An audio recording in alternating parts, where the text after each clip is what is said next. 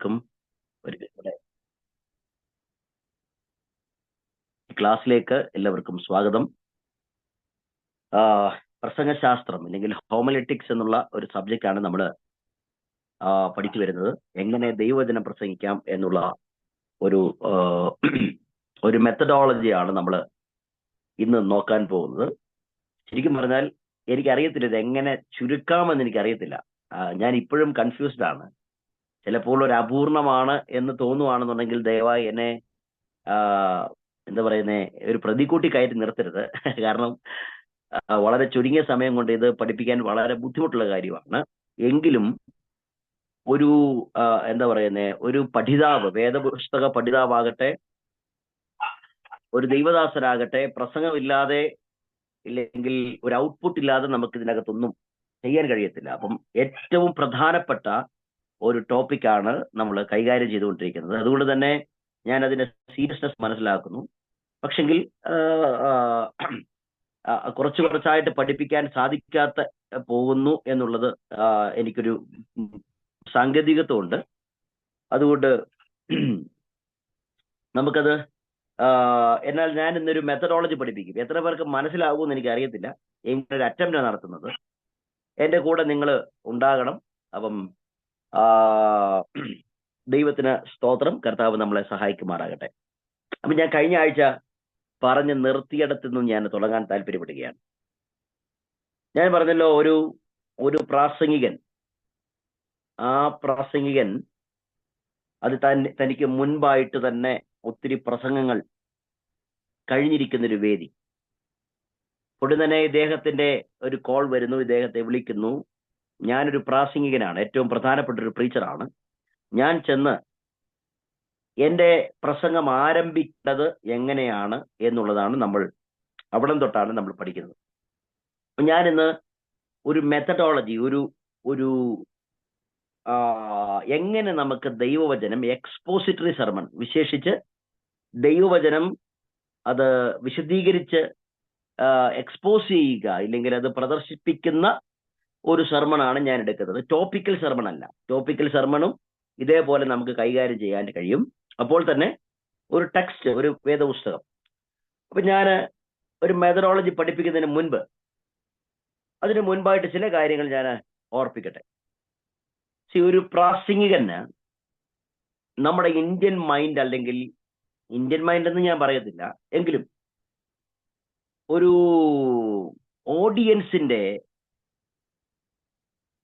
അവരുടെ അറ്റൻറ്റീവ് ആയിട്ടുള്ള ഒരു മൈൻഡ് എന്ന് പറയുന്നത് 20 മിനിറ്റേ ഉള്ളൂ. 15 to 20 മിനിറ്റ്സേ ഉള്ളൂ. ലോകത്തിലെ എത്ര വലിയ പ്രീച്ചർ ആണെന്നുണ്ടെങ്കിലും, എത്രയൊക്കെ പ്രസംഗിച്ചാലും ഒരു ഓഡിയൻസ് 20 മിനിറ്റ് മാത്രമേ അവർക്ക് ഒരു പ്രസംഗം ശ്രദ്ധിക്കാനുള്ള ശേഷിയുള്ളൂ. അപ്പൊ നമ്മളൊക്കെ പ്രസംഗിക്കുമ്പോഴോ, കർത്താവിന്റെ ദാസൻ പരിശുദ്ധാത്മാവ് നടത്തുന്ന പോലെ അങ്ങ് പ്രസംഗിക്കും. ഇതാണ് നമ്മൾ പറയുന്നത്. ഞാൻ ഇപ്പോഴും പറയട്ടെ, ഞാൻ ആ പ്രസംഗത്തിന്റെ കാര്യമല്ല പറയുന്നത്. ഒരു പ്രിപ്പയർഡ് സെർമൺ ആണ്. ഹോളി സ്പിരിറ്റ് നടത്തുന്ന പ്രസംഗങ്ങളുണ്ട്. ഞാൻ അതിനെ കുറ്റം പറയത്തില്ല, ഒരിക്കലും ഞാൻ അങ്ങനെ പറയാൻ ആളുമല്ല. പക്ഷെങ്കിൽ ഒരു സ്റ്റാൻഡേർഡ് സെർമൺ, ഒരു പ്രസംഗം എങ്ങനെ നമുക്ക് അവതരിപ്പിക്കാം എന്നുള്ളതാണ് ഞാൻ ഇപ്പോൾ നമ്മൾ പഠിച്ചുകൊണ്ടിരിക്കുന്നത്. അപ്പൊ ഇങ്ങനെ പറയും, പരിശുദ്ധാത്മ നടത്തുന്ന പോലെ. അപ്പൊ ആ പ്രസംഗങ്ങൾ ഞാൻ കേട്ടിട്ടുണ്ട്. ഞാൻ ചെറുപ്പം തൊട്ടേ ഒരു പെന്തക്കോസുകാരനാണ്, കേട്ടിട്ടുണ്ട്. ഞാൻ ഈ ആരാധനയ്ക്ക് വന്നിരുന്നപ്പോൾ ഇപ്പോൾ ദൈവാത്മാവ് സംസാരിച്ച ഒരു വിഷയമാണ് ഞാൻ കൈകാര്യം ചെയ്യാൻ പോകുന്നത്. അപ്പം അത് ചിലപ്പോൾ ശരിയായിരിക്കാം. ഞാനും അങ്ങനെ പ്രസംഗിച്ചിട്ടുണ്ട്. ഒന്നും കൂടെ പറയട്ടെ, ഞാൻ ആ കാര്യമല്ല പറയാൻ പോകുന്നത്. അത് ഞാൻ എടുത്ത് മാറ്റി വെക്കുകയാണ്. അപ്പൊ നമ്മുടെ പെന്റക്കോസ്റ്റൽ മൈൻഡ് ഒന്ന് മാറ്റണം. ഫസ്റ്റ് ഒരു പെന്റക്കോസ്റ്റൽ മൈൻഡ് സെറ്റ് ഒന്ന് മാറ്റണം. ഞാനിത് പ്യുവർലി അക്കാഡമിക് ആണ്. ഒരു സ്റ്റുഡന്റ് എങ്ങനെയാണ് ഒരു പ്രസംഗം എന്നാ പറയുക, തിയററ്റിക്കലി എന്നാ പറയുന്നത്, സിസ്റ്റമാറ്റിക്കലി എങ്ങനെ ഒരു പ്രസംഗം നമുക്ക് ഉണ്ടാക്കാം. അപ്പൊ ഞാൻ പറഞ്ഞല്ലോ, 20 മിനിറ്റ് ആണ് ഒരു ഓഡിയൻസിന്റെ അറ്റൻറ്റീവ് ആയിട്ടുള്ളൊരു മൈൻഡ്.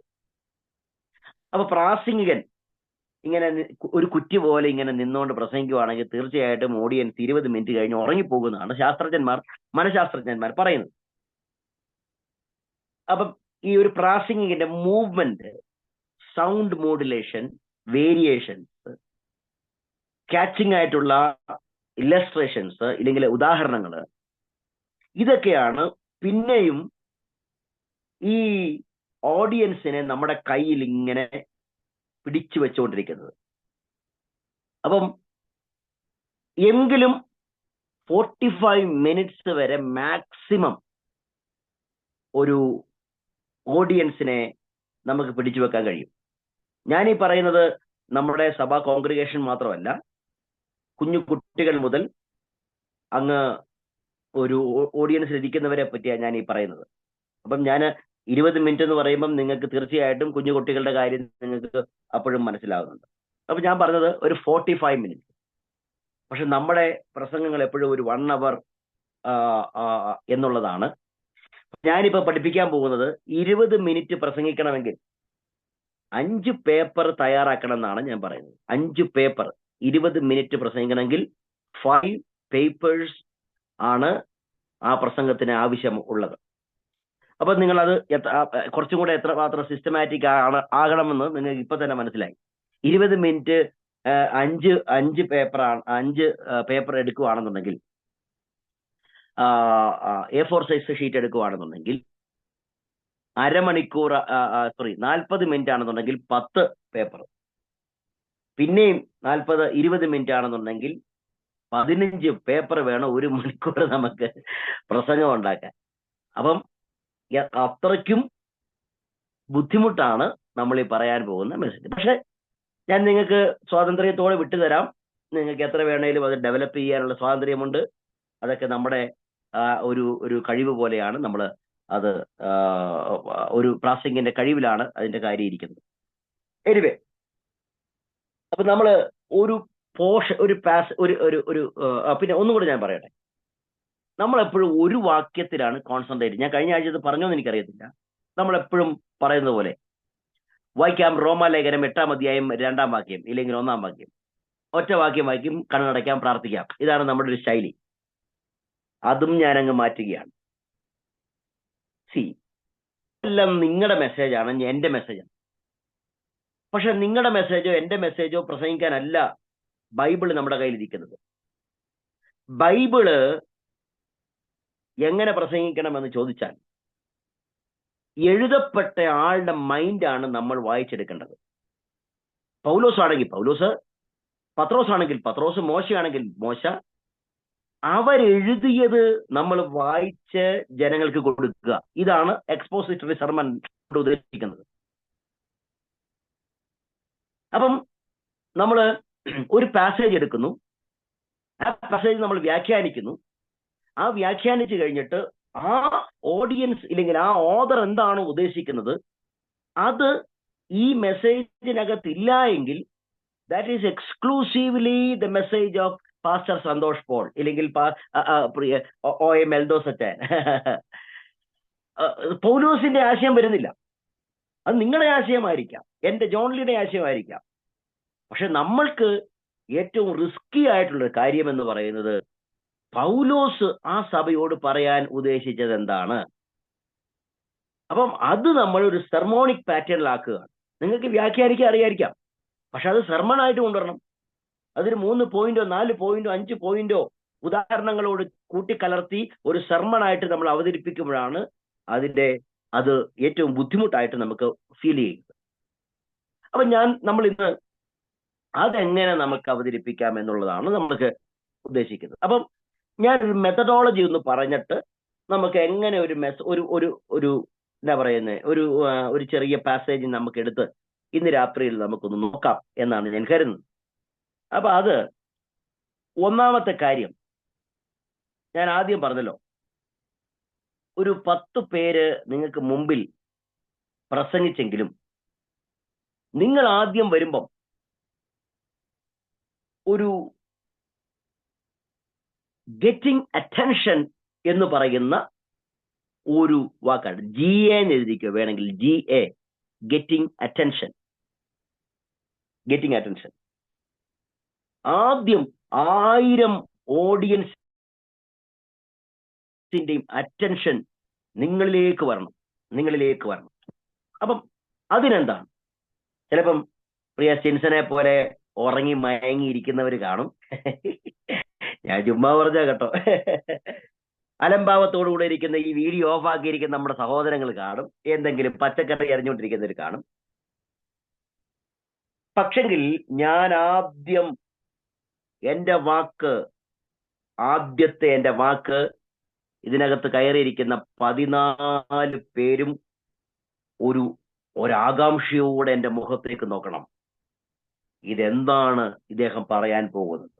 അപ്പോൾ ആദ്യം ഗെറ്റിംഗ് അറ്റൻഷൻ എന്നിലേക്ക് ശ്രദ്ധ തിരിക്കണം. ഇപ്പൊ നമ്മളെല്ലാം പറയത്തില്ലേ, ഞാനോ കുറയണം, കർത്താവോ വളരണം, ഇല്ലെങ്കിൽ ക്രൂശ് കയറണം. ഇപ്പൊ തൽക്കാലം നിങ്ങൾ വളർന്ന് നിന്നാ മതി. നിങ്ങളുടെ വാക്കുകളിലേക്ക് നിങ്ങളിലേക്കൊന്ന് വരണം. നിങ്ങൾ പ്രാസംഗികനാ.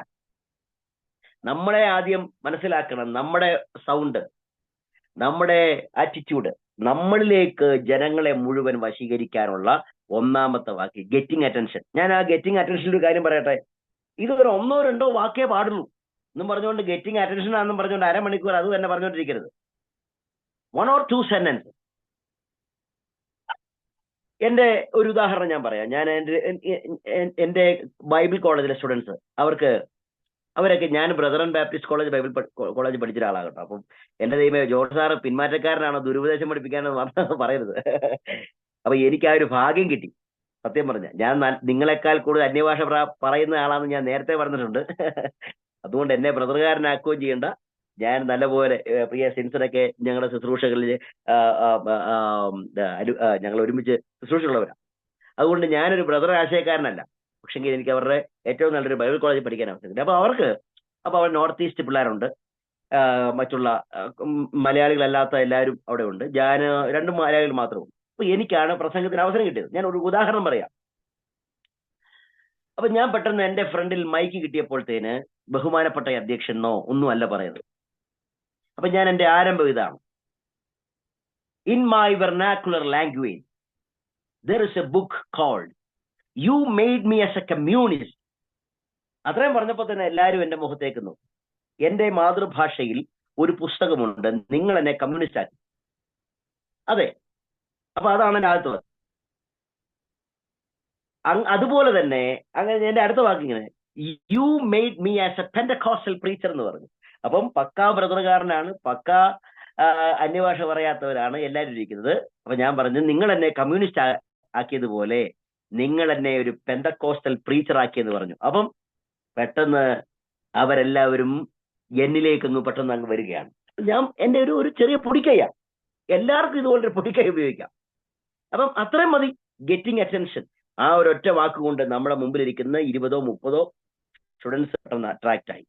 ഇതേപോലെ തന്നെ നിങ്ങൾക്ക് വേണമെന്നുണ്ടെങ്കിൽ ഒരു ഉദാഹരണം പറയാം. വൺസ് അപ്പോൺ എ ടൈം, ഒരിക്കൽ ഒരു മീനും ഒരു വാലുമാക്രിയും പ്രണയത്തിലായി. ആ കുഞ്ഞു മീനും ആ കുഞ്ഞു വാലുമാക്രിയും പ്രണയത്തിലായി. പ്രണയിച്ച് വാലുമാക്രി പെട്ടെന്ന് അതിന്റെ ഒരു തവള എന്നുള്ള ആ ഒരു ശരീരത്തിലേക്ക്, ഇല്ലെങ്കിൽ ആ മെച്യൂരിറ്റിയിലേക്ക് വന്നപ്പോൾ ആ കുളത്തിനകത്ത് തവള എടുത്ത് വെളിയിലേക്ക് ചാടി ലോകം മുഴുവനും കറങ്ങിയിട്ട് തിരിച്ചു വന്നിട്ട് ഈ മീനിനോട് പറഞ്ഞു, എടി പൊട്ടി, നീ ഇതിനകത്ത് കിടന്ന് ഇങ്ങനെ നരകിക്കാതെ ഞാൻ നിന്നെ കാണിച്ചു തരാം, അനുഗ്രഹിക്കപ്പെട്ട ലോകം നിന്നെ കാണിച്ചു തരാം, നീ എന്റെ കൂടെ വരൂ.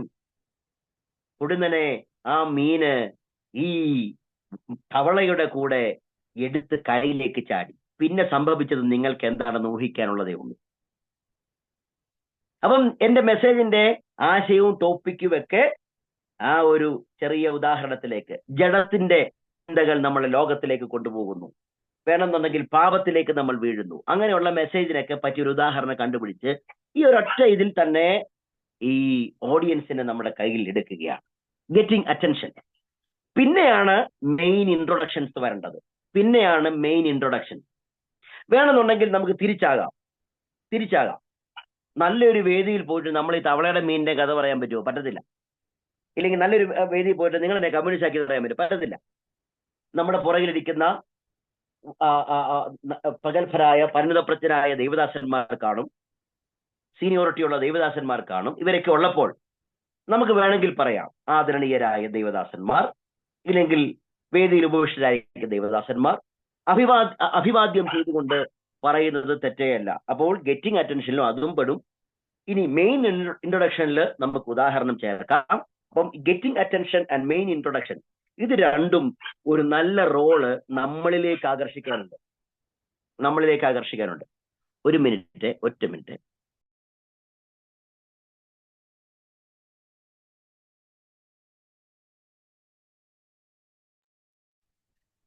Getting attention. ഇനി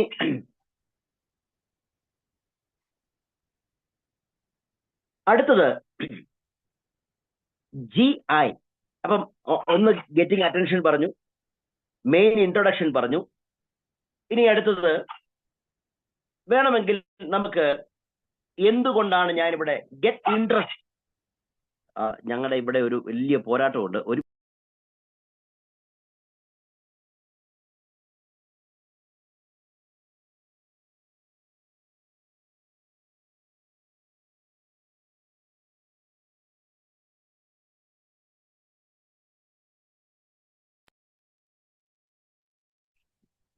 ഓക്കെ, റെക്കോർഡർ ക്ലാസ് ആയതുകൊണ്ട് ഞാൻ ആ പോരാട്ടം എന്താണെന്ന് പറയുന്നില്ല, ലാസ്റ്റ് പറയാം, കഴിഞ്ഞിട്ട് ഓർപ്പിച്ചാൽ മതി. സ്തോത്രം. ഓക്കെ, അപ്പം ഗെറ്റ് ഇൻട്രസ്റ്റ്. നമ്മൾ അടുത്തത് വീണ്ടും ഈ ഓഡിയൻസിന്റെ ഇൻട്രസ്റ്റ് നമ്മളിലേക്ക് ആകർഷിക്കുകയാണ്. വീണ്ടും ആ ഓഡിയൻസിന്റെ ഇൻട്രസ്റ്റ് നമ്മൾ അവരുടെ ഇപ്പൊ ആരാധനയ്ക്കിരിക്കുന്ന ഒരു കോൺഗ്രിഗേഷൻ ആണെങ്കിൽ കുട്ടികളടക്കമുള്ള ഒരു വലിയ സമൂഹം നമ്മുടെ മുമ്പിലുണ്ട്. ഒരു 10 പേരാണെങ്കിൽ കുഞ്ഞുങ്ങളടക്കമുള്ളവരാണ് നമ്മുടെ കോൺഗ്രിഗേഷനിൽ എപ്പോഴും ഉള്ളത്. അപ്പോൾ അവരുടെയൊക്കെ ആ മനസ്സ് മുഴുവൻ നമ്മളിലേക്ക് ആകർഷിക്കാൻ വീണ്ടും ഒരു പരിശ്രമം നടത്തണം. വേണമെങ്കിൽ ഒരു എന്നാ പറയുന്നത്, ഒരു 2 മിനിറ്റ് നീളുന്ന അല്ലെങ്കിൽ 1 മിനിറ്റ് നീളുന്ന ഒരു കഥ നമുക്ക് വേണമെങ്കിൽ പറയാം. അല്ലെങ്കിൽ നമ്മുടെ പ്രസംഗ ഭാഗത്തിന്റെ ഒരു ആശയത്തോട് സംബന്ധിച്ചുള്ള ഒരു നടന്ന സംഭവം പറയാം. ഇല്ലെങ്കിൽ നമ്മുടെ യാത്രയെ പറ്റി പറയാം, നമ്മളെ പറ്റി ഇത് പരിചയപ്പെടുത്താം. ഇതൊക്കെ ഗെറ്റ് ഇൻട്രസ്റ്റ് എന്നുള്ള ആ ഒരു ഭാഗത്ത് വരുന്നതാണ്. അടുത്തത് പെട്ടെന്ന് തന്നെ നമ്മൾ റേസ് നീഡ്. അപ്പം ആവശ്യം, ഈ മെസ്സേജ് ഞാൻ പറയാൻ പോകുന്ന ഈ ടോപ്പിക്കിന് ഇപ്പോഴും നമ്മൾ ടോപ്പിക് എന്നാണെന്ന് പറഞ്ഞിട്ടില്ല, ഇപ്പോഴും നമ്മൾ വാക്യം വായിച്ചിട്ടില്ല, ഇപ്പോഴും നമ്മൾ എന്നാ പറയുന്നത് എന്താണ് നമ്മൾ പറയാൻ പോകുന്നത് പറഞ്ഞിട്ടില്ല. പക്ഷെങ്കിൽ നമ്മുടെ ടോപ്പിക്കിലേക്ക് ഉള്ള ആശയത്തെ സഹായിക്കുന്ന ആവശ്യം, ഇന്ന് ഞാൻ എന്തുകൊണ്ടാണ് ഞാൻ ഈ വിഷയം പറയാൻ പോകുന്നത്. അപ്പോൾ റേസിംഗ് നീഡ്, അതിന്റെ ആവശ്യകത നമുക്ക് ഉയർത്താം. RN വേണമെങ്കിൽ കിട്ടും, RN, racing need, race need. അപ്പൊ നമ്മൾ ചുമ്മാ വന്ന് പ്രസംഗിക്കുന്നതല്ല. ഇന്ന് ഞാൻ പ്രസംഗിക്കുന്ന വിഷയത്തില് വളരെ പ്രധാനപ്പെട്ട കാര്യമുണ്ട്. ഒന്നും വേണ്ടെന്നേ, നന്ദി അല്ലെങ്കിൽ ദൈവത്തിന് നന്ദി പറയുക എന്നുള്ള ടോപ്പിക്കാണ് പ്രസംഗിക്കുന്നത്. അപ്പൊ എന്നാലും നമുക്ക് ആവശ്യം റേസ് ചെയ്യാനുണ്ട്. കാരണം നമ്മൾ നിൽക്കുന്ന സമൂഹം നന്ദി കെട്ട സമൂഹമാണ്. ദൈവത്തെ ഇന്ന് രാത്രിയിലും നമുക്ക് ഇങ്ങനെ വന്ന് ദൈവത്തെ സ്തുതിക്കുവാൻ നമുക്ക് ദൈവം അവകാശവും അനുഗ്രഹം തന്നിട്ടും നമ്മൾ എത്ര പേര് നന്ദി പറയുന്നു? നമ്മൾ നന്ദി പറയുന്നവരാണോ? നമ്മൾ നന്ദിയുള്ളവരാണോ? We can raise a need. അപ്പം ആ ടോപ്പിക്കിൽ നിന്നുകൊണ്ട് ഇപ്പം ഞാൻ അന്ത്യകാല സംഭവങ്ങളെ അടിസ്ഥാനമാക്കി പറയുകയാണ്.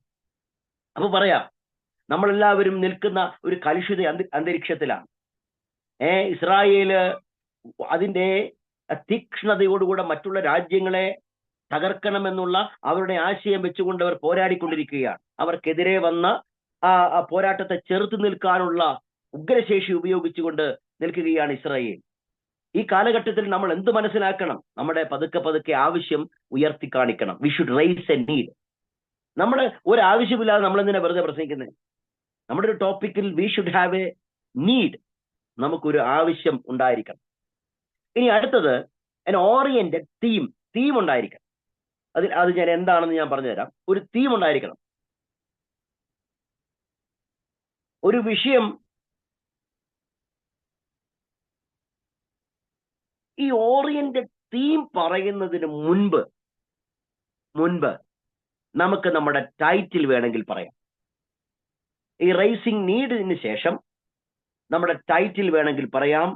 ടൈറ്റിൽ ഇല്ല എങ്കിൽ നമ്മുടെ വാക്യം വേണം വായിക്കാം.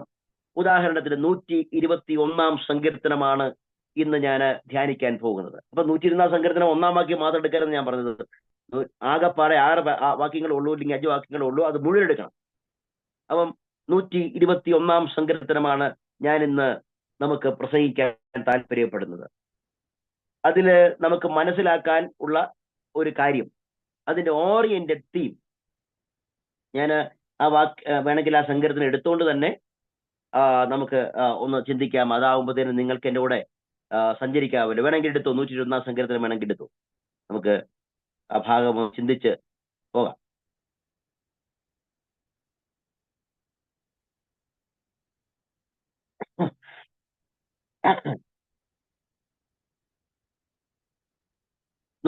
സങ്കീർത്തനം. അപ്പൊ ഞാൻ വായിക്കുകയാണ്, നിങ്ങൾ എല്ലാവരും കേട്ടിരിക്കുക. ഞാൻ എൻ്റെ കണ്ണ് പർവ്വതങ്ങളിലേക്ക് ഉയർത്തുന്നു, എനിക്ക് സഹായം എവിടെ നിന്ന് വരും? എന്റെ സഹായം ആകാശത്തെയും ഭൂമിയെയും ഉണ്ടാക്കിയ യഹോവയെങ്കിൽ നിന്ന് വരുന്നു. നിന്റെ കാൽ വഴുതുവാൻ അവൻ സമ്മതിക്കുകയില്ല, നിന്നെ കാക്കുന്നവൻ മയങ്ങിയില്ല.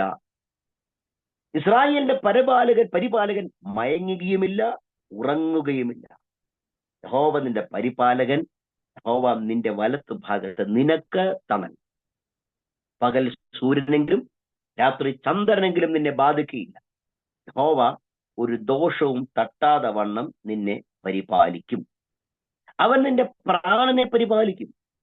യഹോവ നിന്റെ ഗമനത്തെയും ആഗമനത്തെയും ഇന്നു മുതൽ എന്നേക്കും പരിപാലിക്കും. അപ്പം നിങ്ങള് ആ വാക്യങ്ങൾ വായിക്കുമ്പം എന്താണ് നിങ്ങൾക്ക് തോന്നിയത്? ഏതായിരിക്കാം ആ സങ്കീർത്തനക്കാരന്റെ ഒരു തീം?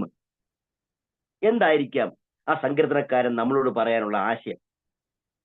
1-2 പേർക്ക് അൺമ്യൂട്ട് ചെയ്ത് പറയാം കേട്ടോ, കുഴപ്പമൊന്നുമില്ല. എന്നെ മുഖത്തോട് നോക്കി ഇങ്ങനെ വിഷമിച്ചിരിക്കണ്ട, വേണമെങ്കിൽ ഒന്ന് പറഞ്ഞു, കുഴപ്പമില്ല. സന്തോഷ് ഭാഷ തുടങ്ങി വിട്ടു.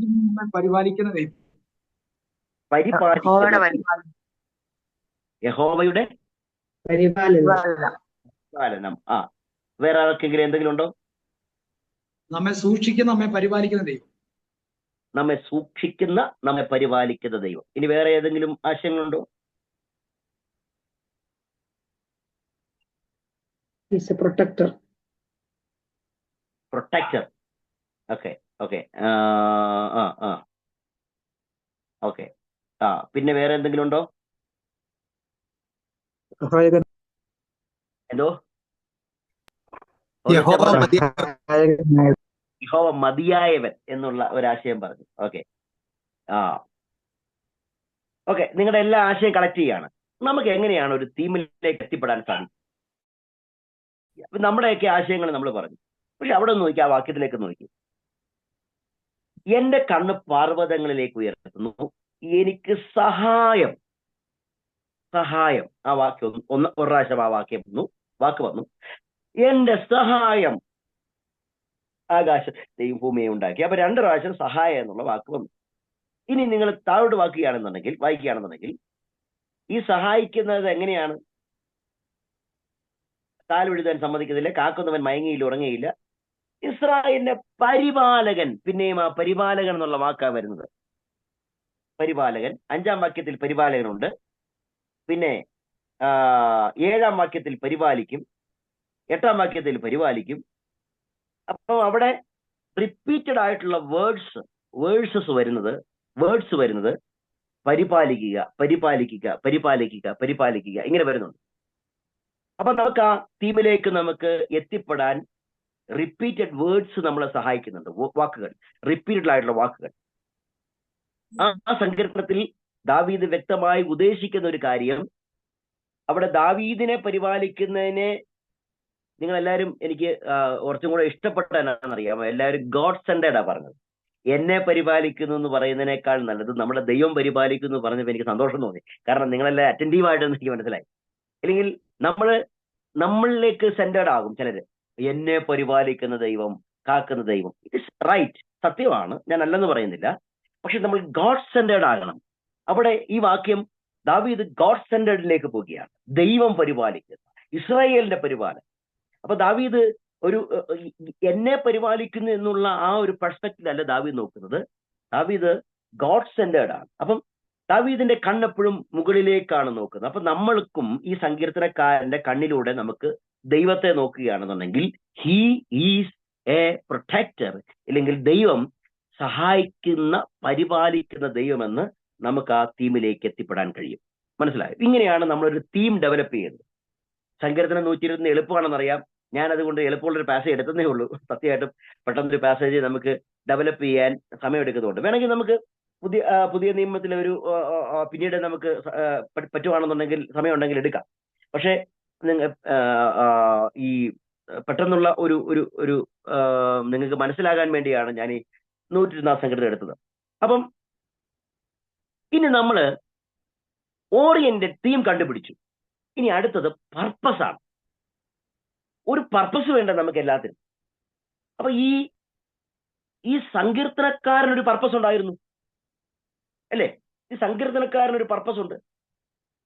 അപ്പൊ ആ പർപ്പസ് എന്താണെന്ന് നമ്മൾ കണ്ടുപിടിക്കണം. ഓക്കെ, അപ്പം എന്താണ് ഈ സങ്കീർത്തനക്കാരന്റെ പർപ്പസ് എന്നും അല്ലെങ്കിൽ ആവശ്യകത എന്താണെന്ന്? പർപ്പസ് എന്ന് പറഞ്ഞാൽ ആവശ്യകത. അപ്പം PR എന്ന് വേണമെങ്കിൽ ഇട്ടോ, പർപ്പസ്, PRP എന്നോ പർപ്പസ്, അത് ഒരു അത്യാവശ്യമാണ്.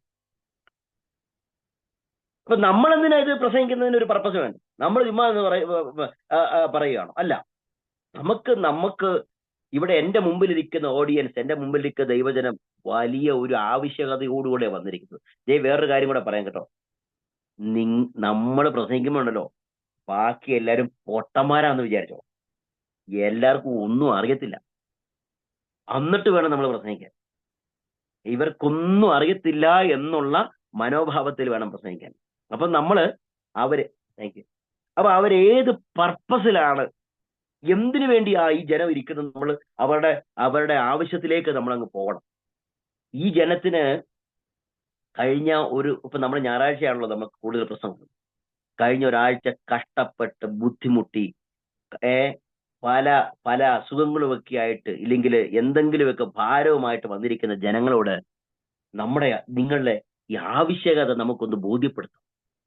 ദൈവം നമ്മുടെ സഹായകനാകുകയാണെന്നുണ്ടെങ്കിൽ, ദൈവം മാത്രമേ നമ്മുടെ സഹായകനാകാവൂ എന്നുള്ള ആവശ്യകത അവരെ പറഞ്ഞ് നമ്മൾക്ക് മനസ്സിലാക്കാൻ നമ്മൾ സമയമെടുക്കണം. അപ്പൊ there should be A purpose. ഇനി അടുത്തതാണ് ഏറ്റവും പ്രധാനപ്പെട്ട ഒരു കാര്യം. CPS എഴുതിക്കോ, വെറുതെ ഒന്ന് എഴുതിക്കോ. CPS, central proposition of the sermon. Central proposition of the sermon, CPS. അതെന്താണെന്ന് ഞാൻ വിശദീകരിച്ചു തരാം. സെൻട്രൽ പ്രപ്പോസിഷൻ എന്ന് പറയുമ്പോൾ PROPOSITION, preposition of the sermon എന്താണെന്ന് ഞാൻ വിശദീകരിച്ചു തരാം. Central proposition of the sermon എന്ന് പറഞ്ഞാൽ എന്താണ്? ഈ ടെക്സ്റ്റ് നമ്മൾ അങ്ങ് പഠിക്കുക കേട്ടോ. ഈ ടെക്സ്റ്റ് നമ്മൾ അങ്ങ് കാണാപ്പാടെ നമ്മുടെ മനസ്സിലേക്ക് ആവിർഭവിക്കുകയാണ്. ഒന്ന്, ഇതിനകത്ത് വേർഡ് പ്ലേ ഉണ്ട്, അല്ലെ? ഞാൻ ആദ്യം പറഞ്ഞ പോലെ ഇതിന്റെ ഓരോ സെന്റൻസുകൾ, ഇതിന് ഗ്രാമർ ഉണ്ട്. വെറുതെ ഈ എല്ലാ എഴുത്തുകാരാന്നേ നമ്മളെന്താ വിചാരിക്കുന്നേ? പരിശുദ്ധാത്മാവ് കൈ പിടിച്ച് അങ്ങ് എഴുതി കൊടുത്താണെന്നാണ് വിചാരിക്കുന്നത്. നോ. ഞാൻ ആ കഴിഞ്ഞ ബിബ്ലിയോളജി ക്ലാസ് ഞാൻ തന്നെ എടുത്തെന്ന് എനിക്ക് തോന്നുന്നത്. ഞാൻ പറഞ്ഞൊരു കാര്യമുണ്ട്, പരിശുദ്ധാത്മാവ് സൂപ്പറിൻറ്റൻഡ് ചെയ്തു. പക്ഷെങ്കിൽ പൗലോസ് ആകട്ടെ, ദാവീദാകട്ടെ, മോശയാകട്ടെ, ഇവരെല്ലാം അവരുടെ സാമർഥ്യം, അവരുടെ കഴിവ്, അവരുടെ ബുദ്ധിശക്തി, അവരുടെ ജ്ഞാനം, അവരുടെ ജനറൽ നോളജ് ഇതെല്ലാം യൂസ് ചെയ്തിട്ടുണ്ട്. അപ്പൊ അവർക്ക് സ്വന്തമായിട്ട് ഗ്രാമർ ഉണ്ട്. നമ്മളെ കൂട്ട് തെക്കും വടക്കും ഇല്ലാതെ അല്ല നടക്കുന്നത്. They have specific literally style. അവർക്കൊരു ലിറ്ററൽ സ്റ്റൈലുണ്ട്. അപ്പൊ അതുകൊണ്ട് ആ ഗ്രാമർ നമ്മൾ കണ്ടുപിടിക്കണം, ആ കൺസ്ട്രക്ഷൻ നമ്മൾ കണ്ടുപിടിക്കണം. അപ്പം മുകളിലേക്ക് പോകുന്ന കണ്ണുയർത്തുന്ന ദാവീദ് പെട്ടെന്ന് തന്നിലേക്ക് വരികയാണ്, അല്ലെ? ആകാശത്തെ ഉണ്ടാക്കിയ, ഇല്ലെങ്കിൽ എന്റെ കണ്ണ് പർവ്വതങ്ങളിലേക്ക് ഉയർന്നു, എനിക്ക് സഹായമുണ്ട്, ഒരു ആവശ്യകത ദാവീദ് പറഞ്ഞിട്ട് പെട്ടെന്ന് ദാവീദിന്റെ കണ്ണങ്ങ് മുകളിലേക്ക് പോവുകയാണ്. എന്റെ സഹായം വരുന്നത് ആകാശത്തെയും ഭൂമിയെയും, ആകാശം ഭൂമി. അപ്പൊ ദാവീദ് മുകളിലേക്ക് നോക്കുമ്പോൾ ആകാശം, താഴെ ഭൂമി, ഇത് മുഴുവൻ ഉണ്ടാക്കിയ ചരാചരം. അപ്പൊ ഞാൻ പറഞ്ഞത്, ദാവീദിന്റെ ആ മനസ്സിലേക്ക് നമ്മളങ്ങ് പ്രവേശിക്കുകയാണ്. What the author is intending to convey. അപ്പൊ നമ്മൾ എന്താണ് മനസ്സിലാക്കേണ്ടതെന്ന് ഓഥർ എന്താണ് പറയുന്നത്? What the author talking about the text. ഈ ദാവീദ് എന്താ പറയുന്നത്? അതിലേക്ക് ഞാൻ വരാം കേട്ടോ, അതിലേക്ക് ഞാൻ വരാം. അപ്പോഴേ ഇതിന്റെ ഈ 101 സങ്കീർത്തനത്തിൽ ഇങ്ങനെ സംഭവം ഉണ്ടോ എന്ന് നിങ്ങൾ മനസ്സിലാക്കുന്നു. ഇനി ഈ ട്രസ്റ്റ് എന്ന് പറയും, ട്രസ്റ്റ്. ഇനി നിങ്ങൾക്കൊരു മെസ്സേജ് വേണ്ടേ? ദാവീദിന്റെ മനസ്സ് മാത്രം വായിച്ചുകൊണ്ടിരുന്നാൽ മതിയോ? അത് നമ്മളൊരു മെസ്സേജ് ഫ്രെയിം ചെയ്യാൻ പോവാണ്. നമുക്കൊരു മെസ്സേജ് വേണമെങ്കിൽ ഇങ്ങനെ ഉണ്ടാക്കാം. അതിന്റെ 1-2 വാക്യങ്ങൾ എടുക്കുമ്പോൾ 1-2 വാക്യങ്ങൾ എടുക്കുമ്പോഴത്തേന് എങ്ങനെ നമുക്കൊന്ന്, നമ്മുടെ സഹായകൻ അല്ല, സൃഷ്ടിതാവായ ദൈവമാണ് നമ്മുടെ സഹായകൻ. 2, നിന്റെ കാൽ എഴുതുവാൻ സമ്മതിക്കുകയില്ല, ഇസ്രായേലിന്റെ പരിപാലകൻ മയങ്ങുകയില്ല, ഇസ്രായേലിന്റെ പരിപാലകൻ നിനക്ക് വലത്തുഭാഗത്ത് നിനക്ക് തണല്. അപ്പം നമ്മെ സഹായിക്കുന്ന ദൈവം സൃഷ്ടിതാവാണെന്ന് നമ്മൾ കണ്ടു. 2, നമ്മെ സഹായിക്കുന്ന ദൈവം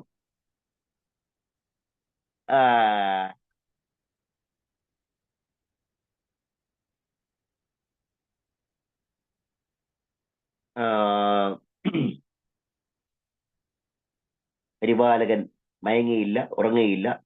യഹോവയുടെ പരിപാലകൻ യഹോവയുടെ വലത്തു ഭാഗത്ത്.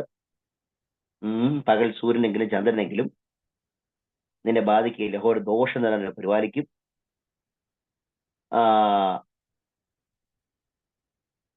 നമ്മെ സഹായിക്കുന്ന ദൈവം സൃഷ്ടിതാവായ ദൈവം മാത്രമല്ല, നമ്മെ സഹായിക്കുന്ന ദൈവം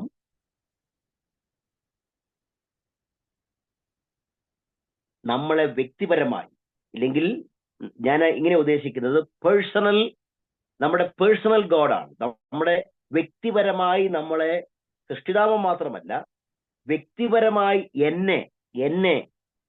എന്റെ ആവശ്യമറിഞ്ഞ് എന്നെ സഹായിക്കുന്ന ദൈവം. വ്യക്തിപരമായി എന്റെ ആവശ്യങ്ങൾ അറിഞ്ഞ് എന്നെ സഹായിക്കുന്ന ദൈവം. 8-ാം വാക്യത്തിൽ ലാസ്റ്റ് നമുക്ക് കൺക്ലൂഡ് ചെയ്യാം. എന്നെ സഹായിക്കുന്ന ദൈവം എന്റെ ജീവിതത്തിന്റെ യാത്രയിൽ മുഴുവനും എന്നെ സഹായിക്കുന്ന ദൈവം. അപ്പം ഒന്ന്, സൃഷ്ടിതാവായ ദൈവമാണ് നമ്മൾ മനസ്സിലാക്കുന്നു. എന്നെ വ്യക്തിപരമായി സഹായിക്കുന്ന ദൈവമാണ് നമ്മൾ മനസ്സിലാക്കുന്നു. 8, ഒരു പ്രത്യേക കാലഘട്ടത്തിൽ മാത്രമല്ല, എന്റെ ജീവിതത്തിന്റെ ആരംഭം മുതൽ അവസാനം വരെയും എന്നെ സഹായിക്കുന്ന ദൈവം. ഇതിൽ നിന്നാണ് നമ്മൾ ഡെവലപ്പ് ചെയ്യാൻ പോകുന്നത്. അപ്പൊ central proposition of the team നമ്മൾ ഒരു 3 പോയിന്റ് ആയിട്ട് നമ്മൾ ഡെവലപ്പ് ചെയ്തു. അപ്പൊ നമ്മെ സഹായിക്കുന്ന ദൈവം സൃഷ്ടിതാവായ ദൈവം, നമ്മെ സഹായിക്കുന്ന ദൈവം എന്റെ വ്യക്തിപരമായ ജീവിതത്തെ സഹായിക്കുന്ന ദൈവം, 3 ജീവിതത്തിൽ സഹായകനാകുന്ന ദൈവം, നമ്മെ സഹായിക്കുന്ന ദൈവം എന്റെ ജീവിതത്തിന്റെ ആരംഭം മുതൽ അവസാനം വരെ എന്റെ കൂടെ ഇരിക്കുന്ന ദൈവം. അപ്പം എന്നെ സഹായിക്കുന്ന ദൈവം എന്നുള്ള ആ ഒരു ആശയത്തിൽ നിന്ന് നമ്മൾ 3, ഞാനൊരു ചുമ്മാ ഇപ്പം നമ്മൾ പഠിപ്പിച്ചുകൊണ്ടിരിക്കുമ്പോൾ ഞാൻ ഡെവലപ്പ് ചെയ്യുന്നുള്ളൂ കേട്ടോ, അല്ലാതെ ഞാനൊരു പ്രിപ്പയർഡ് ആയിട്ട് പറഞ്ഞതല്ല, ഞാൻ ജസ്റ്റ് ഇത് എടുത്തത് ഞാൻ പറഞ്ഞു. അപ്പം ആ 3 പോയിന്റിലാണ് ഇനി നമ്മുടെ സെർമൺസ് മുഴുവൻ ഡെവലപ്പ് ചെയ്യാൻ പോകുന്നത്. അപ്പം സെൻട്രൽ പ്രപ്പോസിഷൻ ഓഫ് തീം എന്ന് പറയുന്നത്, നമ്മെ സഹായിക്കുന്ന സൃഷ്ടിതാവായ ദൈവം നമ്മെ വ്യക്തിപരമായും നമ്മുടെ ആരംഭം മുതൽ അവസാനം വരെയും സഹായിക്കുന്ന ദൈവമാണ്. ഈ ഒരു ആശയത്തിൽ നിന്നാണ് central proposition of the sermon നമ്മൾ കണ്ടെത്തിയിരിക്കുന്നത്. നമ്മെ സഹായിക്കുന്ന സൃഷ്ടിതാവായ ദൈവം എന്നെ വ്യക്തിപരമായ സഹായിക്കുകയും എന്റെ ജീവിതത്തിന്റെ ആദ്യം മുതൽ അവസാനം വരെയും സഹായിക്കുന്ന ദൈവമാണ് എന്നുള്ള ഒരാശയമാണ്. ഇനി നമുക്ക് central proposition of the sermon, ഇതാണ് നമ്മുടെ central proposition of the sermon. ഇത്രയും നമ്മൾ പറയുന്നു. നമ്മെ സഹായിക്കുന്ന സൃഷ്ടിതാവായ ദൈവം നമ്മെ വ്യക്തിപരമായി സഹായിക്കുകയും നമ്മുടെ ജീവിതത്തിന്റെ ആരംഭം മുതൽ അവസാനം വരെയും സഹായിക്കുന്ന ദൈവമാണെന്ന് മനസ്സിലാക്കണം. അപ്പം ഇതാണ് നമ്മുടെ central proposition of the sermon. 121-ാം സങ്കീർത്തനത്തിൽ നിന്ന് നമുക്ക് ഫിഗർ ഔട്ട് ചെയ്തത്. എത്ര പേർക്ക് മനസ്സിലായി? ഞാൻ പറഞ്ഞത് മനസ്സിലാവുന്നുണ്ടോ? ക്യാച്ച് ചെയ്യുന്നുണ്ടോ? ഓക്കെ. അപ്പം ഈ central proposition of the sermon നമ്മൾ അങ്ങ് അടർത്തിയെടുത്തു. ഇനി അത്രയും പറഞ്ഞതിന് ശേഷം 3 പോയിന്റ് ഇപ്പൊ പറയരുത്. ഇപ്പൊ ഞാൻ പറഞ്ഞത് central proposition of the sermon. മനസ്സിലായല്ലോ അല്ലേ? മനസ്സിലായല്ലോ. ആ 3 പോയിന്റ് നമ്മൾ കണ്ടുപിടിച്ചു. ആ 3 പോയിന്റിൽ നിന്നാണ് നമ്മൾ സെൻട്രൽ പ്രപ്പോസിഷൻ ഓഫ് ദ തീർമ എടുത്തത്. ഇനി അടുത്തതാണ് നമ്മൾ ബാക്ക്ഗ്രൗണ്ട് പറയുന്നത്. ഇനി അടുത്തത് ബാക്ക്ഗ്രൗണ്ട് പറയണം. 121 സംഘത്തിന്റെ ബാക്ക്ഗ്രൗണ്ട് എത്ര പേർക്ക് അറിയാം? ഒന്ന് കൈ കാണിച്ച്. 121 സംഘത്തിന്റെ ബാക്ക്ഗ്രൗണ്ട് എത്ര പേർക്ക് അറിയാം? കൈ കാണിക്കുവാണെങ്കിൽ എനിക്ക് സന്തോഷമായിരുന്നു. എനിക്ക് അറിയാമെങ്കിൽ വളരെ സന്തോഷമാണ്. കാരണം ഓക്കെ,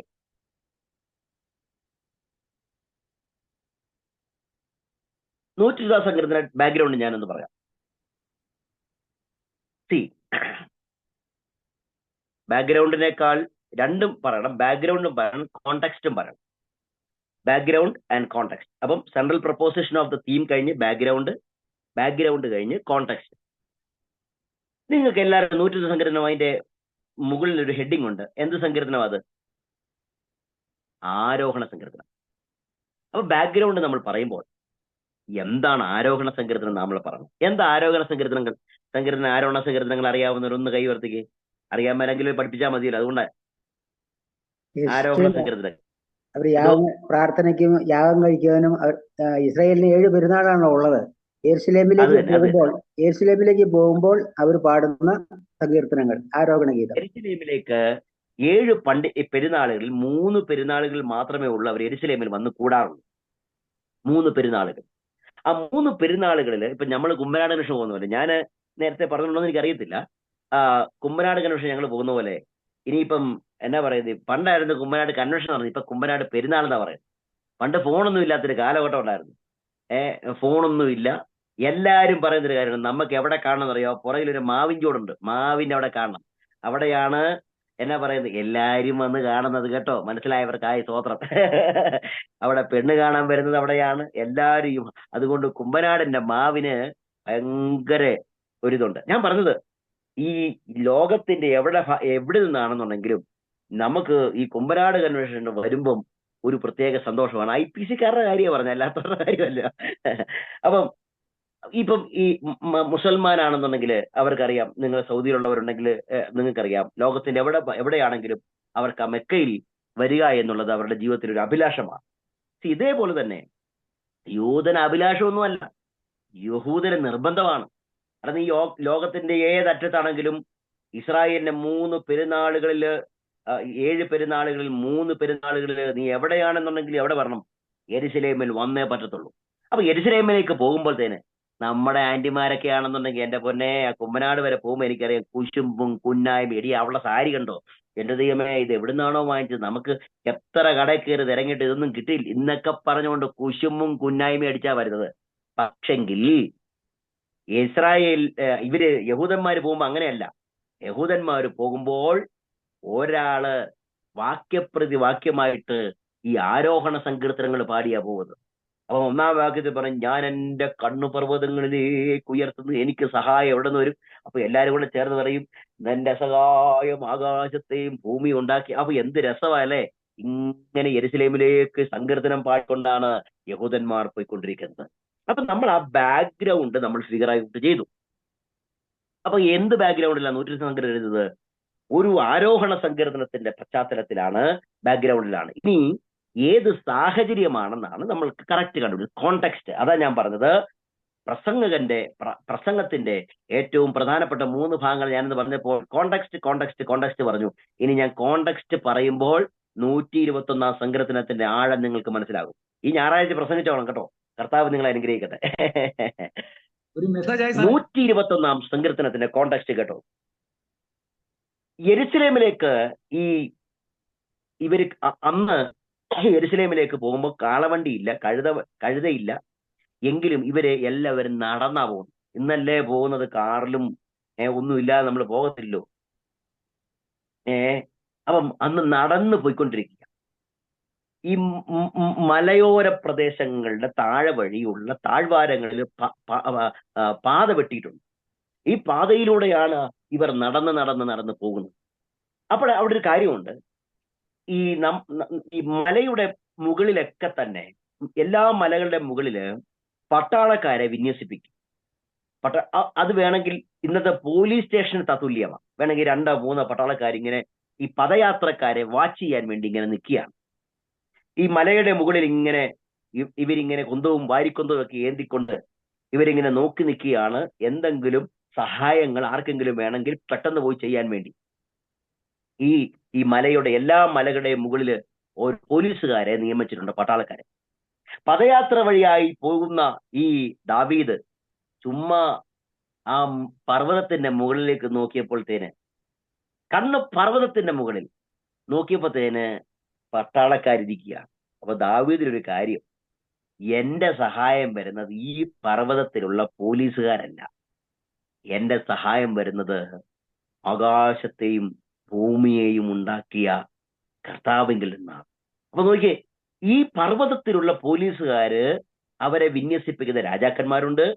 അവര് എന്തെങ്കിലും സഹായം ഉണ്ടെങ്കിൽ ഉടനടി താഴെ വരണം, പെട്ടെന്ന് അവർക്ക് വേണ്ട കാര്യങ്ങൾ ചെയ്തു കൊടുക്കണം.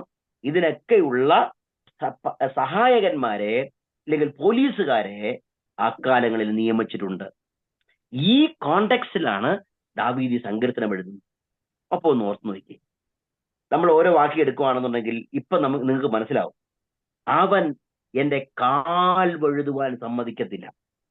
എന്റെ ദൈവമേ, ഈ പോലീസുകാർക്ക് എന്റെ കാല് എങ്ങാനും എന്നാ പറയുന്നത് വഴുതാൻ, അവരെ വഴുതിപ്പോയാൽ അവർക്ക് സഹായിക്കാൻ പറ്റും, വഴുതാതിരിക്കാൻ അവർക്ക് സഹായിക്കാൻ പറ്റും? പറ്റത്തില്ലെന്നേ.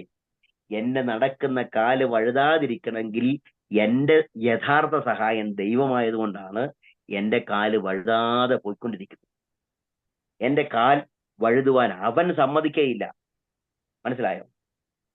അപ്പൊ അങ്ങനെ ഇരിക്കുമ്പോഴാണ് ഒത്ര നൈറ്റ് ഡ്യൂട്ടിയും കഴിഞ്ഞിട്ട് ഇങ്ങനെ ദീർഘനേരം പൊരിവെയില് ഭക്ഷണം കഴിച്ചിട്ടൊക്കെ ഇരിക്കുന്ന പോലീസുകാർ ഇങ്ങനെ ഉറങ്ങി വീഴുമായിരിക്കും, മയങ്ങി ഇങ്ങനെ വീഴുമായിരിക്കും.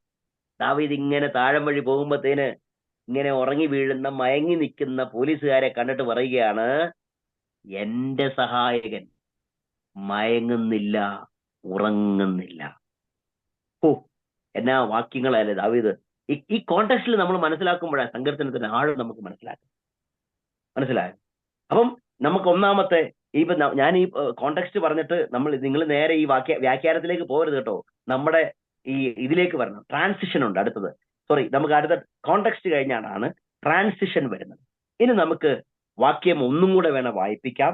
അവരെ ഒന്നും കൂടെ നമ്മളിലേക്കൊന്ന് ഈ ടെക്സ്റ്റിലേക്ക് ഒന്നും കൂടെ വേണം വായിപ്പിക്കാം. ട്രാൻസിഷൻ എന്ന് പറയും, കോണ്ടെക്സ്റ്റ് കഴിഞ്ഞിട്ട് ട്രാൻസിഷൻ.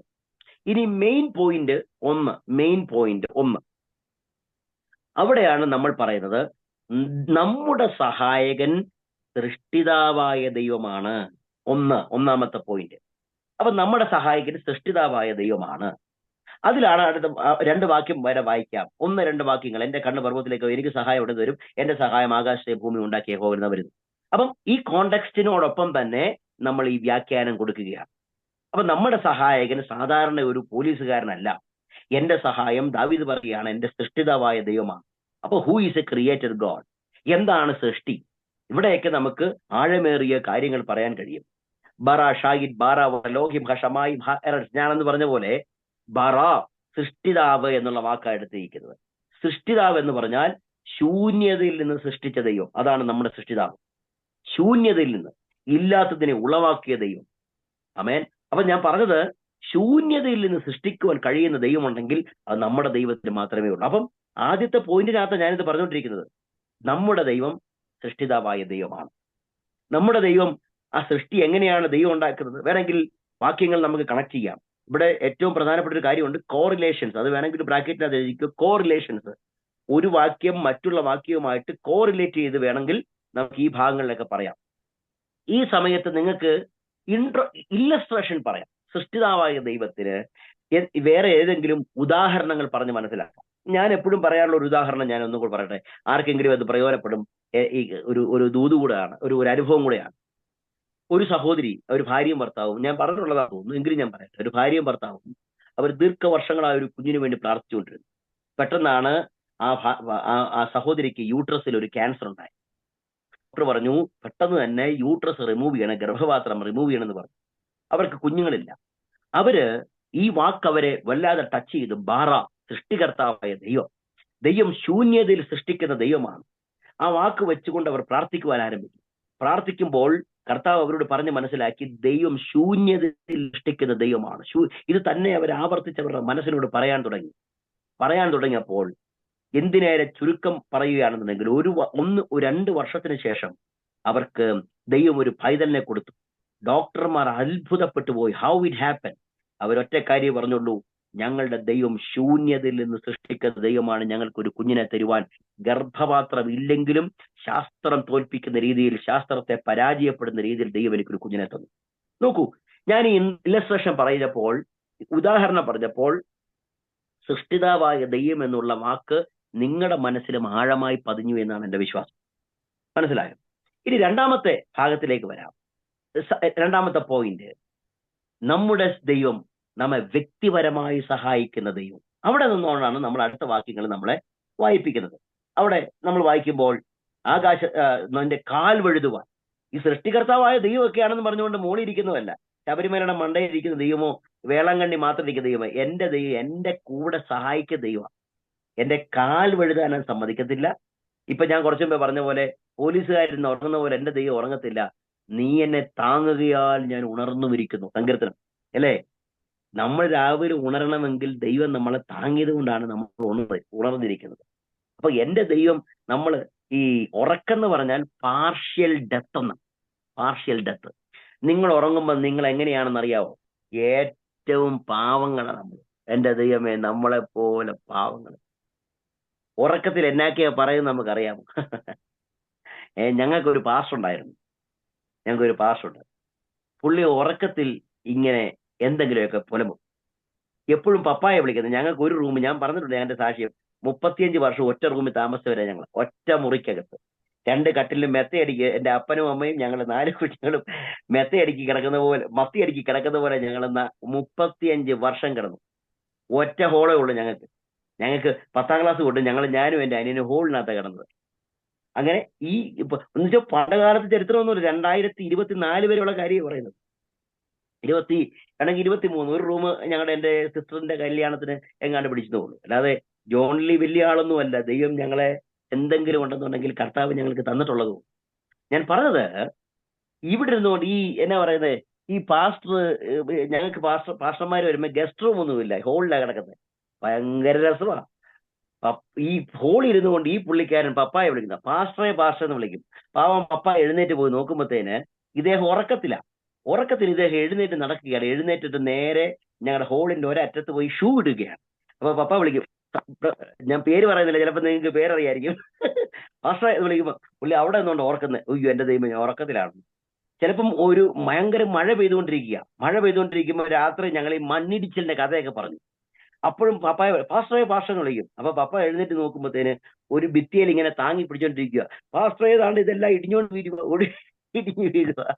അപ്പൊ ഞാനിത് പറഞ്ഞപ്പം ഇപ്പൊ കണ്ടോ, ഞാൻ ഈ എന്നാ പറയുന്നേ, ഇത്രയും പറഞ്ഞപ്പോ തന്നെ നിങ്ങൾക്ക് നമ്മളെ വ്യക്തിപരമായി സഹായിക്കുന്ന ദൈവം എന്ന് പറയുമ്പോൾ, നമ്മളെ ഉറങ്ങാതെ നമ്മളെ സഹായിക്കുന്ന ദൈവമാണെന്ന ആ ആശയം ഞാൻ ഒരു ഉദാഹരണത്തിലൂടെ പറഞ്ഞപ്പോൾ നിങ്ങളുടെ മനസ്സിലേക്ക് പറഞ്ഞു.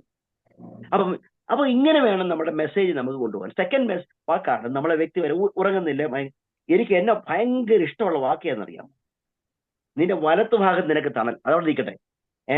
പകൽ സൂര്യനെങ്കിലും രാത്രി ചന്ദ്രനെങ്കിലും. കാരണം ഈ പദയാത്ര വഴി നടക്കുന്ന ആൾക്കാർക്കുണ്ടല്ലോ, എന്നാ പറയുന്നേ, അവർക്ക് സൺഷോക്ക് ആൻഡ് മൂൺ ഷോക്ക്, ചന്ദ്രതാപവും സൂര്യതാപവും ഏൽക്കാനുള്ള സാധ്യതകളുണ്ട്.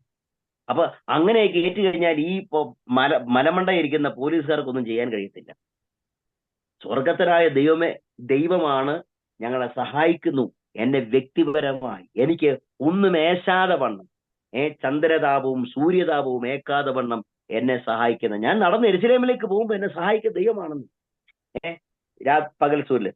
എനിക്ക് ഭയങ്കര ഇഷ്ടമുള്ള വാക്യാണെന്നറിയാമോ? എനിക്കൊരു ദോഷം തരാതെ പരിപാലിക്കും, നിന്റെ പ്രാണനെ അവൻ പരിപാലിക്കും. ആ വാക്യം വളരെ ആഴമേറിയൊരു വാക്കാണ്. കാരണം പോലീസുകാർക്ക് നമ്മുടെ പ്രാണനെ സഹായിക്കാൻ കഴിയത്തില്ല. പോലീസുകാർക്ക് ഓടി വന്ന് നമ്മുടെ ജീവൻ താങ്ങിപ്പിടിക്കാൻ കഴിയത്തില്ല.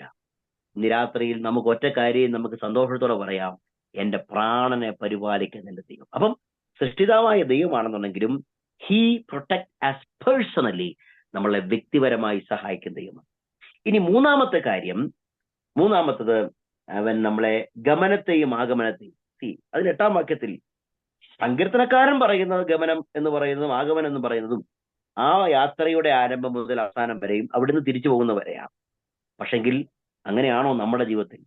അമ്മയുടെ ഉദരം മുതൽ ഇന്ന് വരെ നമ്മളെ കാക്കുന്നത്, ഈ ഭൂമിക്ക് അസ്ഥിവാരം ഇടുന്നതിന് മുമ്പ് കർത്താവ് നമ്മളെ കാക്കാൻ തുടങ്ങിയതാണ്. ഒരു പിണ്ടാകാരമായിരുന്നപ്പോൾ ഈ ഭൂമിയിലേക്ക് പിറന്നു വീഴുവാൻ ദൈവം നമ്മളെ കാത്ത ദൈവമാണ്. അതുകൊണ്ട് നമ്മുടെ ദൈവം നമ്മളെ ആദ്യം മുതൽ അവസാനം വരെയും കാക്കുന്ന ദൈവമാണ് എന്ന് പറഞ്ഞ് നമുക്ക് ഈ കൺക്ലൂഷൻ. ഇനി നമ്മളെല്ലാം എന്നാ പറയുന്നത് അറിയാവോ? ഇത്രയും 3 പോയിന്റ് ഇടയ്ക്ക് നമ്മുടെ സകല ആപ്ലിക്കേഷനും പറയും. ആപ്ലിക്കേഷൻ എന്ന് പറഞ്ഞാൽ എന്താ? നമ്മളോട് സംബന്ധിച്ചുള്ള ഇപ്പോൾ നമ്മൾ എന്നാ പറയാ, ശരിക്കും പറഞ്ഞ ഈ 3 പോയിന്റിൽ നമ്മൾ വ്യാഖ്യാനമേ പാടുള്ളൂ. 3 പോയിന്റ് നമ്മൾ വ്യാഖ്യാനം പാടുള്ളൂ. കോറിലേഷൻസ്, മറ്റുള്ള വാക്യങ്ങളെടുത്ത് വിശദീകരിക്കാം, എക്സ്പ്ലെയിൻ ചെയ്യാം, വ്യാഖ്യാനിക്കാം. എന്നിട്ട് ഏറ്റവും ഒടുവിലാണ് ആപ്ലിക്കേഷൻ പറയുന്നത്. ഈ ദൈവം നമ്മളെ കാക്കും ദൈവം, ഈ സൃഷ്ടിതാവായ ദൈവം ആരെ കാക്കുന്നു?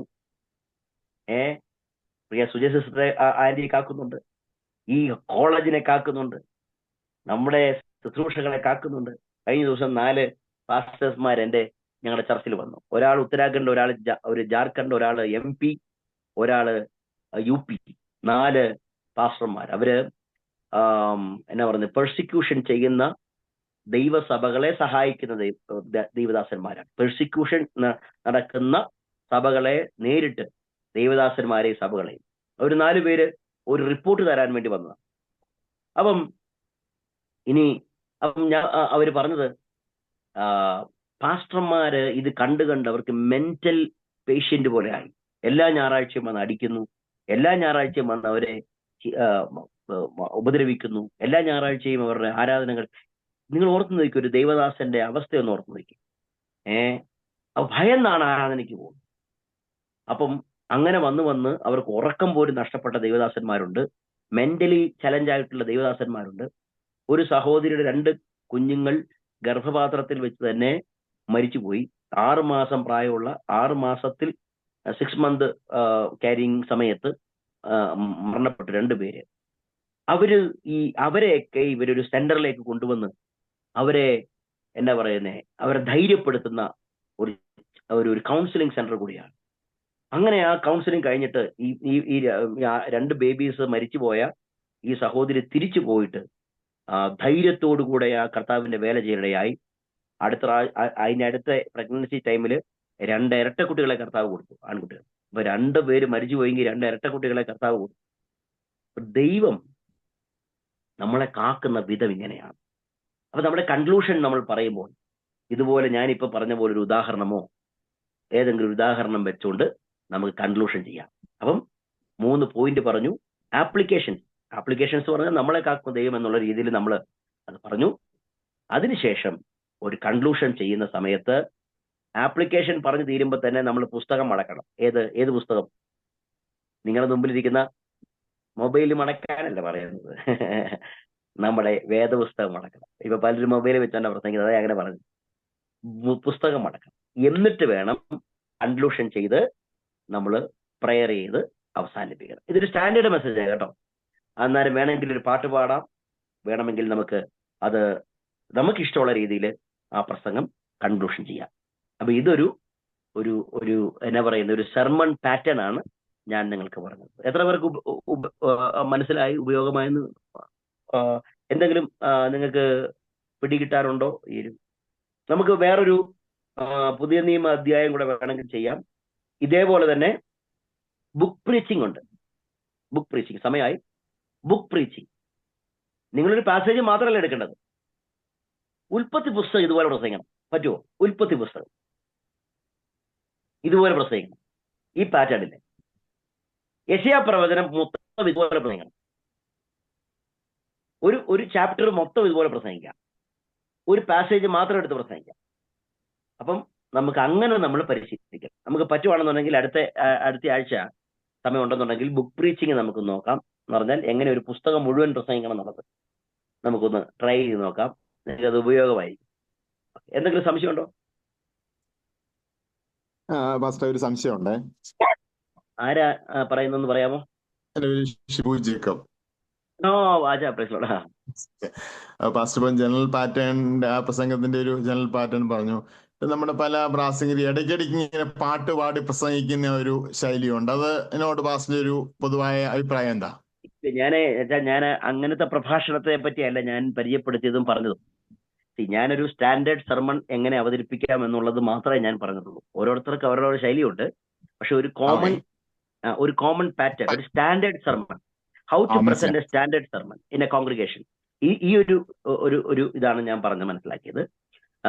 ഇപ്പം അതെ അതെ ഇപ്പൊ ഇത് ശരിക്കും പറഞ്ഞാൽ വളരെ സങ്കടകരമായ, ഞാൻ പറയട്ടെ, ഇത് പെന്റക്കോസ്റ്റൽ കോൺഗ്രിഗേഷനിൽ ഇത് പറ്റുമോ എന്ന് എനിക്കറിയത്തില്ല. കാരണം അവർക്ക് വേറെ ടേസ്റ്റ് ആണ്. പക്ഷെ ഇതൊരു സ്റ്റാൻഡേർഡ് സെർമണാണ്. ഞാൻ കുമ്മനാട് കൺവെൻഷനിൽ ഞാൻ പറയുന്ന ഈ മെത്തഡോളജി ഉപയോഗിക്കുന്ന ഒറ്റ മനുഷ്യനെ കണ്ടിട്ടുള്ളൂ. ഒറ്റയാള്. അത് മറ്റാരുമല്ല, ഡോക്ടർ വത്സൻ എബ്രഹാം, IPCയുടെ general president doctor Valsan Abraham.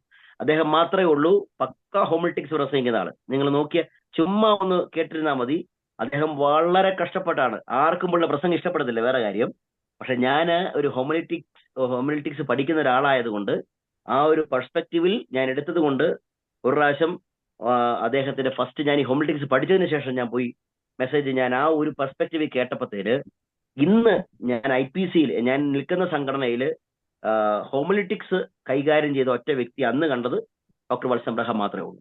ഇതേ സെയിം പാറ്റേൺ ഉപയോഗിക്കുന്നത്.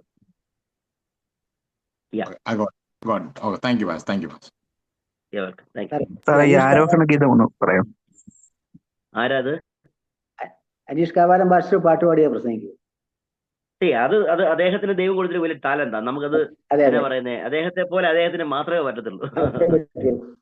എല്ലാ മാത്രമല്ലല്ലോ നമ്മുടെ ലാസറുണ്ടായിരുന്നു, പണ്ടുണ്ടായിരുന്നു. ലാസർ മാത്യു പാസ്റ്റർ ഉണ്ടായിരുന്നു. പിന്നെ ഞാൻ അങ്ങനെ കുറെ പേരും ഞാൻ കേട്ടിട്ടുണ്ട്. ഇടയ്ക്ക് പാട്ട് പാടുന്നത് കുഴപ്പമില്ല.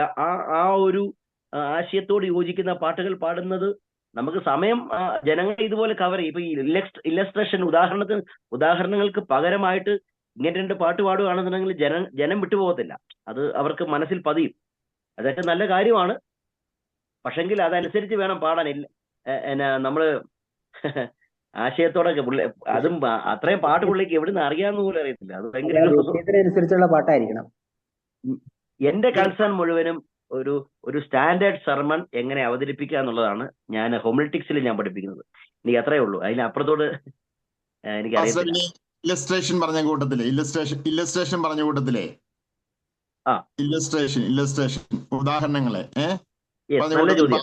ഫാസ്റ്റിങ്ങിന് 1-2 കാര്യങ്ങൾ നമ്മൾ ഇതിന്റെ ഇടയ്ക്ക് കഥകളൊക്കെ പറയുന്ന ചില ആൾക്കാർ പറയുമോ അത് മുഴുവൻ കഥയാണെന്നൊക്കെ പറയും. അങ്ങനെ കഥകൾ വളരെ ശ്രദ്ധിച്ച് ഉപയോഗിക്കണം. ഞാൻ പറഞ്ഞ ഞാനത് ഇല്ലസ്ട്രേഷൻസ് എങ്ങനെ പറയണം എന്നുള്ളത് അതൊരു ക്ലാസ് എടുക്കേണ്ടതാണ്. ശരിക്കും പറഞ്ഞാൽ ഇല്ലസ്ട്രേഷൻസ് നമ്മൾ വളരെ സൂക്ഷിച്ച് പറയേണ്ട ഒരു കാര്യമാണ്. ഇല്ലസ്ട്രേഷൻസ് മാക്സിമം നമ്മൾ ടൈപ്പ് ചെയ്യുമ്പോഴത്തേന് ഒരു 3 സെന്റൻസ് 4 സെന്റൻസ് അതേ ആകാവുള്ളൂ. നിങ്ങൾ സ്റ്റാൻഡേർഡ് പ്രസംഗങ്ങൾ കേൾക്കണം. സ്റ്റാൻഡേർഡ് പ്രസംഗങ്ങൾ കേൾക്കുമ്പോഴത്തേന് അതിനകത്ത് അവർ ഇല്ലസ്ട്രേഷൻസ് കോമഡി ഉണ്ട്. ഈ പുൽപിറ്റ് കോമഡീസ് ഉണ്ട്. എന്നാ പറയുന്നത്, മൈ ഗോഡ്, ഞാനത് മറന്നുപോയി. കോമഡി എന്നുള്ള വാക്കല്ല പറയുന്നത്. ഐ മീൻ ഞാൻ അതിന്റെ ഒരു പുസ്തകം തന്നെയുണ്ട്. ഇല്ലില്ല, വേറൊരു സ്റ്റാൻഡേർഡ് വാക്ക പുൽപിറ്റിൽ പറയുന്ന കോമഡീസ്. അത് ഇത് പോലും ഒരു കോമഡി പറയുവാണെങ്കിൽ പോലും നമ്മളൊരു ഹാസ്യം അവതരിപ്പിക്കുകയാണെങ്കിൽ പോലും we should be very careful. നമ്മളെ ഇല്ലസ്ട്രേഷൻസ് ആ വാക്ക് നമ്മളൊരു ബൈബിളാണ് പ്രസംഗിക്കുന്നത്. അപ്പൊ ജനത്തെ പിടിച്ചടക്കാൻ വേണ്ടിയാണ് നമ്മൾ പറയുന്നതെന്ന് ഓർത്തോ. അനാവശ്യമായിട്ട് പറയരുത്. നമ്മൾ പുൽപിറ്റ് അല്ലെങ്കിൽ വേദികളിലുള്ള ഹാസ്യങ്ങൾ അവതരിപ്പിക്കുമ്പോൾ അതും വളരെ പ്രിപ്പയർഡ് ആയിരിക്കണം. അല്ലാതെ ചുമ്മാ നമ്മൾ എടുത്തൊരു പറയരുത്. അത് നമുക്ക് ചിരി വരുന്നുണ്ടെങ്കിൽ മാത്രമേ അത് പറയാവുള്ളൂ. ഇല്ലെങ്കിൽ നമ്മൾ മാത്രം ചിരിച്ചുകൊണ്ടിരിക്കും. മനസ്സിലായോ? അപ്പൊ അതൊന്നും അപ്പം ഇല്ലസ്ട്രേഷൻസ് നമ്മൾ വളരെ ശ്രദ്ധിക്കണം. അതിനകത്ത് എന്താ പറയുന്നത്, ആ ഇല്ലസ്ട്രേഷൻസ് നമ്മൾ പറയുമ്പം കഥകളാണെന്നുണ്ടെങ്കിൽ ഒരിക്കലും ഒരു 1 minute or 1.5 minutes അതിൽ കൂടാൻ പാടില്ല. അതൊക്കെ നമ്മൾ വളരെ ശ്രദ്ധിക്കേണ്ട കാര്യമാണ്. ഇപ്പൊ ഞാൻ പറഞ്ഞ 20 മിനിറ്റ് സെർമൺ ആണെന്നുണ്ടെങ്കിൽ, അല്ലെങ്കിൽ ഒരു 40 മിനിറ്റ്സ് ഒക്കെ ആണെങ്കിൽ ഒരു 2-3 മിനിറ്റ് ഒക്കെ വേണമെങ്കിൽ നമുക്ക് ഒരു ഇലസ്ട്രേഷൻ എടുക്കാം, കുഴപ്പമില്ല. കഥയൊക്കെ, ചെറിയ കഥയൊക്കെ നമുക്ക് അവതരിപ്പിക്കാം. പക്ഷെങ്കിൽ ഒരു 20 മിനിറ്റ്സ് മെസ്സേജ് ആണെന്നുണ്ടെങ്കിൽ 1 or 2 സെന്റൻസ്, അത് വളരെ എനിക്ക് നിങ്ങൾക്ക് നല്ല സ്റ്റാൻഡേർഡ് ആയിട്ടുള്ള സെർമൺസ് അവതരിപ്പിക്കുന്ന ഇംഗ്ലീഷ് പ്രഭാഷകന്മാരുണ്ട്. അവരുടെയൊക്കെ പ്രഭാഷണം കേൾക്കുകയാണെന്നുണ്ടെങ്കിൽ നമുക്ക് കോമഡി എന്താണെന്നും ഇല്ല അവർ പറയുന്ന ജോക്സ് എന്താണെന്ന് നമുക്ക് മനസ്സിലാകും, ഇല്ലസ്ട്രേഷൻസ് മനസ്സിലാകും, ഉദാഹരണങ്ങൾ എന്തൊക്കെയാണ് എന്നൊക്കെ വളരെ. പിന്നെ നമുക്ക് കോട്ടിങ്സ് എടുക്കാൻ പറ്റും. കോട്ടിങ്സ് ഈ പഴയ DL മോഡി ഇല്ലെങ്കിൽ പഴയ വേദ പണ്ഡിതാക്കളുടെ കോട്ടിങ്സ്. എന്തിനേറെ പറയണം, നമ്മുടെ APJ അബ്ദുൽ കലാം നല്ല നല്ല കോട്ടിങ്സ് അദ്ദേഹം പറഞ്ഞിട്ടുണ്ട്. ശ്രീ സ്വാമി വിവേകാനന്ദയുടെ കോട്ടിങ്സ്. ഇപ്പൊ നമുക്ക് സെക്കുലർ കോട്ടിങ്സ് വേണം ഉപയോഗിക്കാം, പക്ഷെങ്കിൽ നമ്മളത് കോട്ടിങ്സ് ഉപയോഗിക്കുമ്പം be very careful, because we are preaching the Bible. അപ്പം നമ്മളൊരു ബൈബിളാ പ്രസംഗിക്കുന്ന ഓർത്തോളം ആ ഒരു ഗൗരവത്തോട് വേണം നമ്മൾ ഒരു ഇല്ലസ്ട്രേഷൻ നമ്മൾ പറയുമ്പം ശ്രദ്ധിക്കാൻ. അത് നല്ല ചോദ്യമായിരുന്നു. Thank you. ആത്മീയത വിട്ടുപോകരുത്. പറഞ്ഞു സാറേ, ഒരു ഡൗട്ട് ചോദിച്ചോട്ടെ? കഴിഞ്ഞ വട്ടം പറഞ്ഞ ക്ലാസ്സിലെ ഏറ്റവും ഇമ്പോർട്ടൻ്റ് ആയിട്ടുള്ള ഒരു പോയിന്റ്, നമ്മുടെ പ്രശ്നത്തിൽ ഏറ്റവും ഇമ്പോർട്ടൻ്റ് കോണ്ടെക്സ്റ്റ് ആണ് പറഞ്ഞത്. കോണ്ടെക്സ്റ്റ് പറഞ്ഞപ്പോൾ ഇന്ന് മെത്തഡോളജി പഠിപ്പിച്ചപ്പോൾ അതിൻ്റെ അകത്ത് ഒന്നാമത്തെ അറ്റൻഷൻ കഴിഞ്ഞിട്ട് 6ഓളം പോയിന്റിന് ശേഷമാണ് നമ്മൾ കോണ്ടെക്സ്റ്റ് എടുത്തത്. ഒരു പ്രസംഗം തുടങ്ങുമ്പോൾ സാധാരണ പല പ്രാസംഗികരും തുടക്കം അവരുടെ കോണ്ടെക്സ്റ്റ്, ഇതിന്റെ പശ്ചാത്തലവും ഒക്കെ തുടങ്ങുന്നത് നമ്മൾ ശ്രദ്ധിക്കാറുണ്ട്. അങ്ങനെ തുടങ്ങുന്നതിൽ തെറ്റുണ്ടോ, അതോ ഇതാണോ നമ്മൾ ഫോളോ ചെയ്യേണ്ടത്? തെറ്റല്ല. നമുക്ക് ഞാൻ ആദ്യം 6ഓളം പോയിന്റ്സിനകത്ത് അതിനകത്ത് ഇതൊക്കെ 1 മിനിറ്റ് ഓർ 1.5 മിനിറ്റ് ഇത്രേ പാടുള്ളൂ. കോണ്ടെക്സ്റ്റിലേക്ക് വരുമ്പോഴാണ് നമ്മൾ എലാബറേറ്റ് ചെയ്യുന്നത്. ഗെറ്റിംഗ് അറ്റൻഷൻ ആണെങ്കിലും, ഗെറ്റിംഗ് ഇൻട്രസ്റ്റിലാണെങ്കിലും, റേസിംഗ് നീഡ് ആണെന്നുണ്ടെങ്കിലും, ഓറിയന്റഡ് തീം ആണെങ്കിലും, പർപ്പസ് ആണെന്നുണ്ടെങ്കിലും, central proposition of the sermon ആണെന്നുണ്ടെങ്കിലും, ഇതൊക്കെ 1 മിനിറ്റ്. അപ്പൊ തന്നെ 5 മിനിറ്റ് എടുത്തുള്ളൂ. കോണ്ടെക്സ്റ്റ് വരുമ്പോഴാണ് നമ്മൾ ബാക്ക്ഗ്രൗണ്ടും കോണ്ടെക്സ്റ്റ് ആണ് നമ്മൾ ഇലാബറേറ്റ് ആയിട്ട് ഞാൻ പറഞ്ഞത്. പക്ഷെ ഈ സംഭവം നമ്മൾ പറയുകയാണെന്നുണ്ടെങ്കിൽ ഒരു ബേസ്മെന്റ് ഇടുക. നമ്മൾ ഗെറ്റിംഗ് ഇൻട്രസ്റ്റ് എന്ന് പറയുമ്പോഴത്തേനും നമ്മൾ 5 മിനിറ്റ് അതിനെടുക്കരുത്. റേസിംഗ് നീഡ് 10 മിനിറ്റ് അതിനെ എടുക്കരുത്. അതൊരിക്കലും പാടില്ല. അതെല്ലാം ഓരോ പ്രിസൈസ് ആയിട്ടുള്ള വാക്കുകൾ ഉപയോഗിച്ച് മാത്രമേ അത് നമ്മുടെ സെർമണിന് സപ്പോർട്ട് ചെയ്യുന്ന, കോണ്ടെക്സ്റ്റിന് സപ്പോർട്ട് ചെയ്ത് സെർമണിന് സപ്പോർട്ട് ചെയ്യുന്ന കാര്യങ്ങൾ മാത്രമേ നമ്മൾ ഈ മുകളിൽ പറഞ്ഞ കാര്യങ്ങൾ പറയാവൂ. പർപ്പസ് ആകട്ടെ, central proposition of the theme ഞാൻ ഒറ്റ വാക്കേ പറഞ്ഞുള്ളൂ. നമ്മെ സഹായിക്കുന്ന സൃഷ്ടിതമായ ദൈവം നമ്മളെ വ്യക്തിപരമായി സഹായിക്കുന്നു, നമ്മുടെ ആദ്യം മുതൽ അവസാനം വരെ. അങ്ങനെ ഒരു ഇതാണ് ഞാൻ ആ സമയത്ത് പറഞ്ഞത്. അപ്പം central proposition of the theme വലിയ കാര്യമാണ്, പക്ഷെ നമ്മൾ ഒറ്റ വാക്കിൽ അത് നിർത്തിയത്. പക്ഷെ ബാക്ക്ഗ്രൗണ്ടും കോണ്ടെക്സ്റ്റും നമ്മൾ ഇലാബറേറ്റ് ചെയ്യണം. നമ്മൾ ബാക്ക്ഗ്രൗണ്ടിലേക്കും കോണ്ടെക്സ്റ്റിലേക്കും നമ്മുടെ പ്രസംഗം സെർമണിലേക്കും വരാനായിട്ട് ഒരു ബേസ്മെന്റ് ഇടാൻ വേണ്ടി മാത്രമാണ് ഈ മുകളിലത്തെ 6 കാര്യങ്ങൾ പറഞ്ഞത്. നമ്മളിലേക്ക് ജനങ്ങളെ ആകർഷിക്കാൻ, ജനത്തിന് ആ ഇപ്പോഴത്തെ ആവശ്യകത നമുക്കൊന്ന് ഉയർത്താൻ, ഇതിനു വേണ്ടിയൊക്കെയാണ് നമ്മൾ ആദ്യത്തെ ആ ഒരു കാര്യങ്ങൾ പറഞ്ഞത്. സാറേ, ഒരു സംശയം. ഈ ആരോഹണ ഗീതത്തെ കുറിച്ചൊന്നും പറഞ്ഞില്ല, അതൊന്നുകൂടെ വ്യക്തമാക്കാം.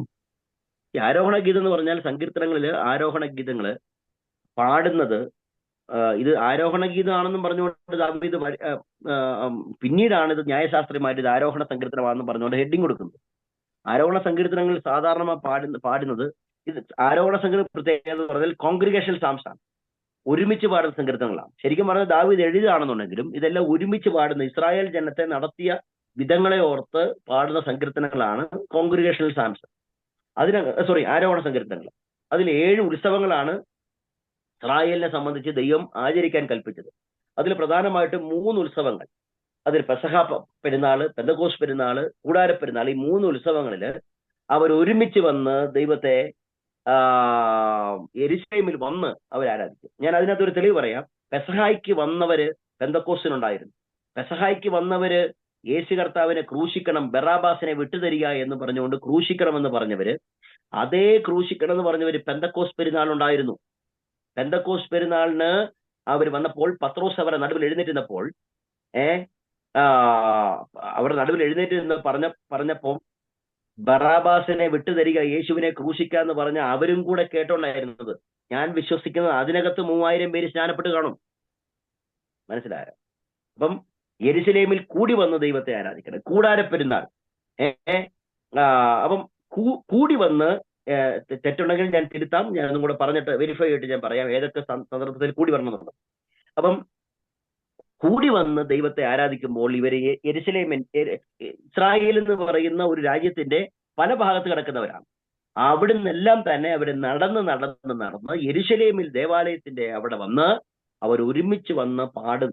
അപ്പൊ നടന്നു വരുമ്പോൾ ഈ ആരോഹണം എന്ന് പറയുന്ന വാക്ക് എങ്ങനെയാ വന്നെന്ന് പറഞ്ഞാൽ, യെരുശലേം എന്ന് പറഞ്ഞാൽ ഒരു കുന്നിന്റെ മുകൾ, ഇത് ഉയർന്ന പ്രദേശമാണ്. ഇപ്പൊ ഞങ്ങളുടെ മൂന്നാറിലേക്ക് വരണമെങ്കിൽ നിങ്ങൾ എന്നാണേലും മുകളിൽ താഴെ ഇറങ്ങി വരാൻ പറ്റത്തില്ല. കേരളത്തിന്റെ എവിടെ നിന്ന് വന്നാലും തമിഴ്നാട്ടിൽ നിന്ന് വന്നാലും നിങ്ങൾ എല്ലാവരും കയറിയേ പറ്റത്തുള്ളൂ. ഇതേപോലെ തന്നെ യെരുശലേം എന്ന് പറയുന്ന ഉയർന്ന പ്രദേശമാണെന്നൊരു പോയവർക്കും ഒക്കെ അറിയാം. അപ്പം ആ ഉയർന്ന പ്രദേശത്തിലേക്ക് ദേവാലയത്തിന്റെ മുകളിലേക്ക് നടന്നു കയറുന്ന സമയത്ത്, നടന്നു കയറുന്ന സമയത്ത് അവർ പാടുന്ന സങ്കീർത്തനങ്ങൾ, അങ്ങോട്ട് പോകുമ്പോഴാകട്ടോ പ്രധാനമായിട്ട് പാടുന്ന സങ്കീർത്തനങ്ങളാണ് ആരോഹണ സങ്കീർത്തനങ്ങൾ. മനസ്സിലായെന്ന് വിശ്വസിക്കുന്നു.